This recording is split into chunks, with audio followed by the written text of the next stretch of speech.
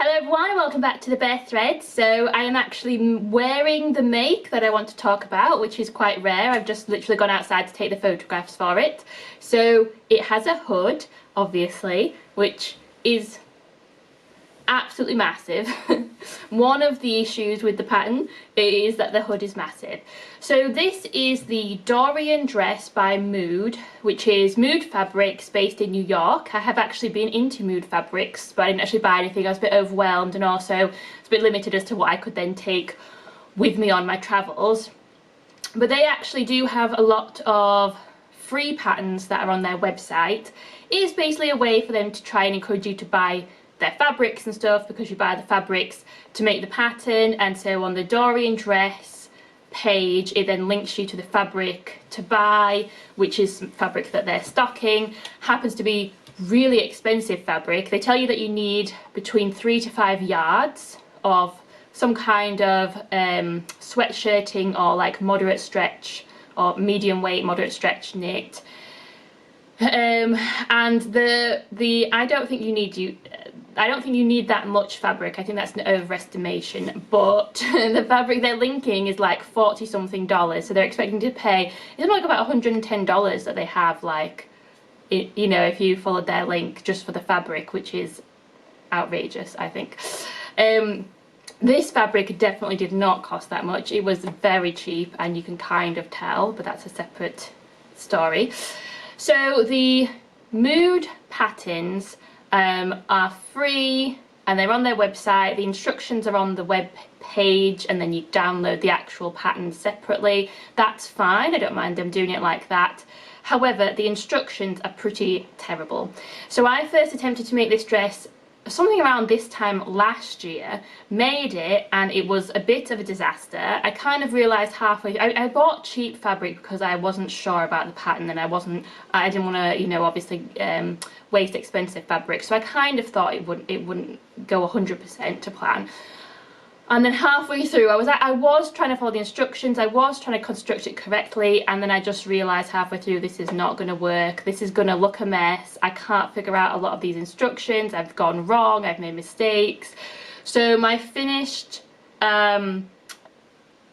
product was a bit of a mess. It was this fabric, it was essentially this exact dress, these pieces sewn together, but there were holes, there were bits that didn't line up. It was quite messy because their instructions were really terrible. Like the written instructions were some of the worst that I've ever seen. Like, they just didn't make sense. And there was only like 1 or 2 pictures, photographs on the website, on the web page. I've seen now that they have more photographs on there. I think the text is the same, but there's more pictures, which does help, but really the text is not fantastic, and some bits are just like they rush through the steps.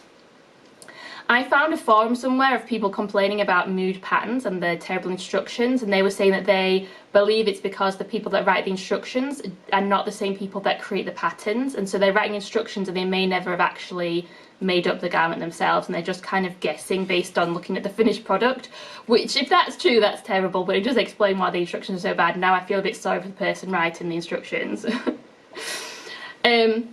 I still wanted to persevere with this though, because I really liked the look of the dress. So the dress is it kind of goes down to just above my knee. I might need to extend that a little bit because it is riding up a bit short, but it's kind of a knee length sweater type dress, but it is cinched in at the waist here with strips of elastic that are fed into channels of the fabric. The same thing at the cuffs, they are elasticated, so they do kind of scrunch in there. It has a wrap round front here, and then it has a hood, which, as I mentioned, is just huge. Like,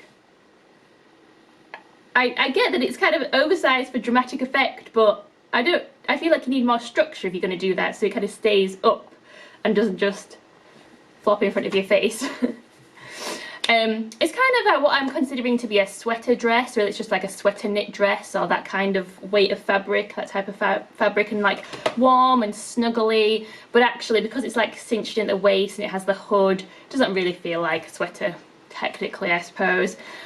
I liked the fact that I thought it looked like casual and comfortable and appropriate for this time of year with like some tights.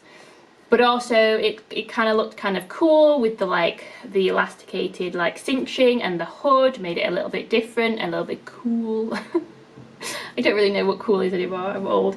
But yeah, I liked the look of the garment they had the photograph of, their finished product, which was apparently made potentially in their $40 of yard fabric. So I mean, I guess that's why it looked so nice. Their fabric looked really soft and comfy and cuddly, and this fabric is not quite as, it's alright, it's fine.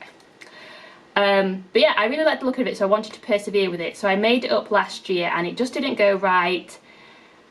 And then I didn't quite know what to do with the finished product, which was very like unfinished and not wearable, with the rest of the fabric I had left over, with the pattern itself, with what size to use because it felt too big on the top half.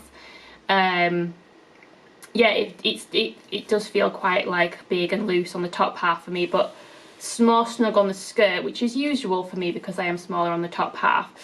I didn't know what changes to make, and I didn't know whether I should bother trying again or whether it would just be a waste of time and fabric, whether I should kind of just scrap the plan. And then we kind of came out of winter time and the weather started getting warmer again, and I just thought it wasn't really seasonally appropriate, and I had all these other things I wanted to sew. So I just shelved it, and I kind of wish I'd persevered with it at the time when I had a bit more of momentum with it, because when I pulled it out of the cupboard a few weeks ago to look at it again, I kind of forgotten what was wrong with it, so to speak. So I tried it on and it actually fitted me a lot better than I thought it did, because I remembered it being just way too big. The top half definitely was a bit big, but it wasn't like ginormous. The hood is just really big, and I just think that's like a weird part of the pattern, that the hood is just really huge. I think that is an error, because it doesn't make any sense to have such a big hood. It means it's not very usable, really. But I think it doesn't matter what size I would have picked, the hood is just always going to be massive. And like I said, the skirt is probably a little bit short on me, and I'm thinking perhaps the sleeves are a bit short on me as well. When I like move my arm, they do kind of ride up a little bit. I had to kind of rewrite and reinterpret and re-understand the instructions for feeding the elastic into the waistband and to the cuffs. Those were the bits that I did really wrong last time, because I did not understand their instructions. And even now when I go back and look at their instructions, even with the pictures and with my own notes that I took last time, I still find their instructions really confusing. I don't know what they're talking about, and the photographs don't seem to match what the words say, which also really confused me. So I'm still not 100% sure I'm doing it correctly, because when I was sewing the channels for the cuffs, it was really awkward because I could barely fit them onto my sewing machine to sew them. So I don't really understand. And they do feel quite tight, the cuffs. Like they were very uncomfortable the first time around, but that's because I did the elastic too short. Because it doesn't tell you what length of elastic to choose, it just says to measure your wrists or something. So I guessed, I mean I didn't guess, I obviously measured, but like I'm not sure, obviously you kind of need to measure it and then deduct a bit, and I didn't know how much to deduct, so I would have liked clearer instructions there. So the cuffs were way too tight last time. The waistband was actually fine, so I kept the same length of elastic, but I think I must have lost one of the pieces of elastic because I didn't have enough when I was redoing it. So one of these channels in the middle doesn't have any elastic in it.